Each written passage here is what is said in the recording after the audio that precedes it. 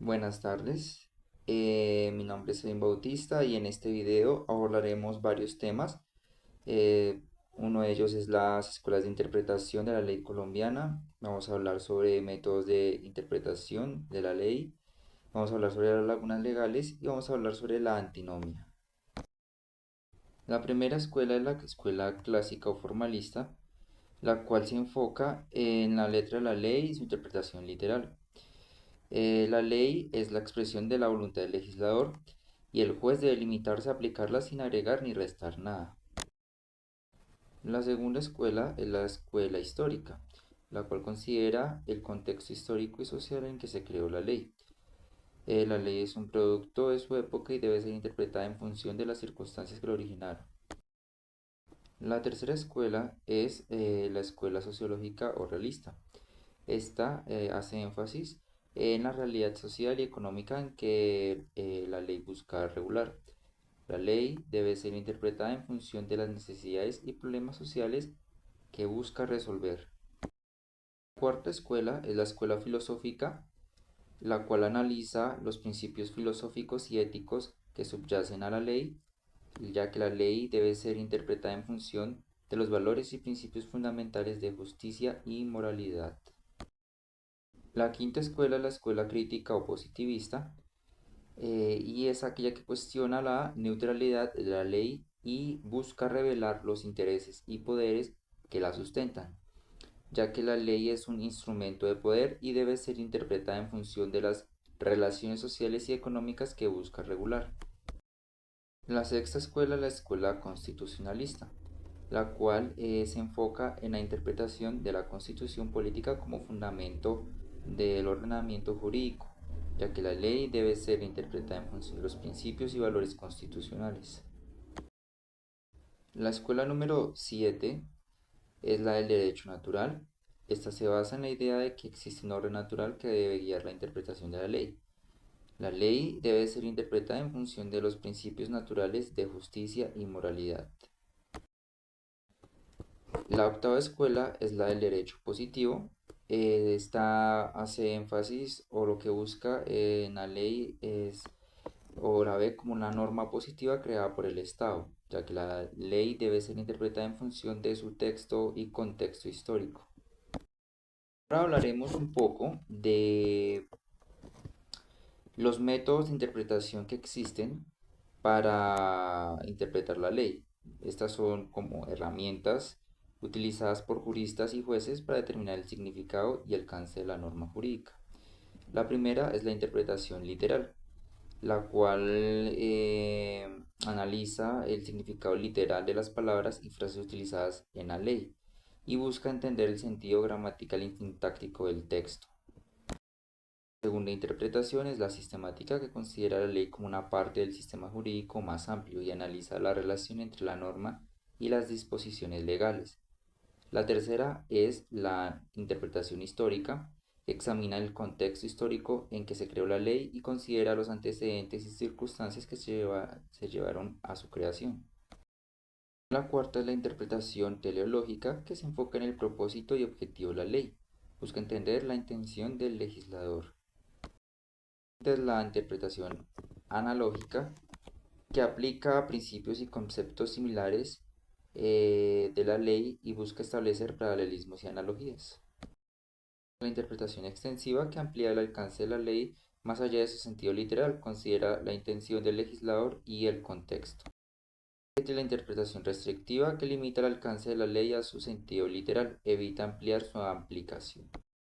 La interpretación evolutiva, que considera la evolución del derecho y la sociedad, busca adaptar la ley a las necesidades cambiantes. La novena es la interpretación comparativa, que examina la legislación y la jurisprudencia de otros países y busca la inspiración y paralelismo. La décima interpretación es la interpretación constitucional, que considera la Constitución como fundamento del ordenamiento jurídico y analiza la ley en función de los principios y valores constitucionales. Estos métodos muchas veces los jueces y juristas suelen combinarlos para sus procesos de interpretación. Ahora hablaremos de un tema muy importante, que son las lagunas legales. Las lagunas legales son o se refieren a la falta o insuficiencia de normas jurídicas que regulan una situación específica o un tema determinado. Y esto se debe a que la ley muchas veces no aborda un tema o situación específica. La norma puede ser confusa o imprecisa. También puede suceder que la ley no se adapta a los nuevos desarrollos, cambios sociales o tecnológicos, o que existen como tal ya vacíos normativos.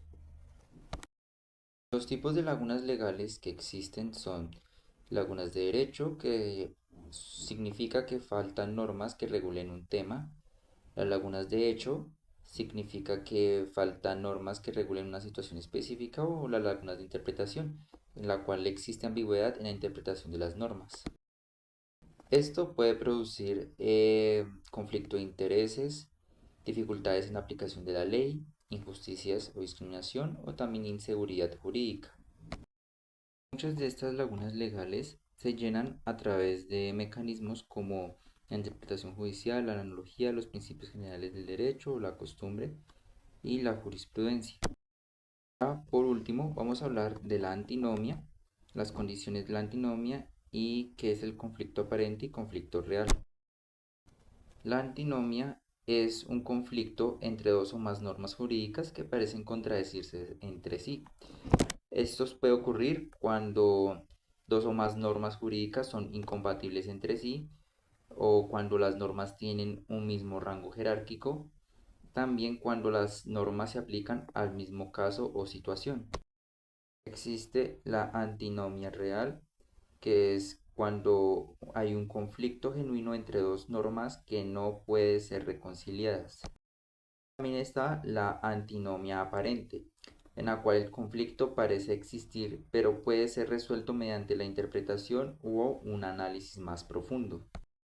Normalmente, un conflicto aparente suele suceder cuando tienen una norma un lenguaje ambiguo o impreciso, también cuando las normas tienen un alcance diferente o cuando las normas se aplican en contextos diferentes. Mientras que un conflicto real se produce cuando las normas establecen obligaciones contradictorias, también cuando las normas tienen objetivos incompatibles o cuando las normas no pueden ser reconciliadas mediante la interpretación.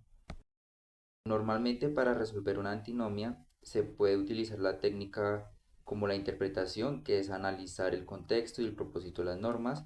También mediante la jerarquía, que es establecer una jerarquía entre las normas.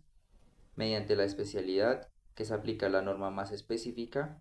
La temporalidad, que es considerar la norma más reciente. O la analogía, que es aplicar principios generales del derecho. Y en Colombia, normalmente la Corte Constitucional ha establecido que en caso de la antinomia los jueces deben analizar el contexto y el propósito de las normas, deben considerar los principios constitucionales, aplicar la norma más específica y establecer una jerarquía entre las normas. Esto ha sido todo por el video. Si les gusta, denle like y nos vemos en la próxima.